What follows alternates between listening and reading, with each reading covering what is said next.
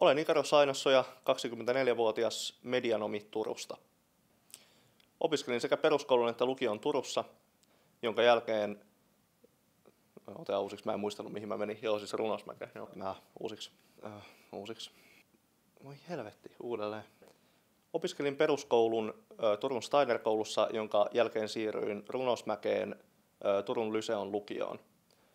Tämän jälkeen menin armeijan kutsuntoihin ja sain vapautuksen asepalveluksesta. En tiedä miksi. Kutsunnoista siirryinkin sitten hakemaan Turun taideakatemiaan viestintäalalle Digital Artsiin ja pääsin sinne sisään. Valmistuin taideakatemiasta 4 vuodessa ja opiskelun aikana pääsin jo töihin A1 Media mainostoimistoon, jossa työskentelen tälläkin hetkellä.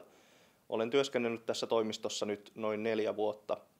Sen lisäksi vuosi sitten käynnistin oman pelifirman, jossa työskentelen päägraafikkona. Tämä viesti on tarkoitettu teille kaikille kanssaopiskelijoille. Voi helvetti.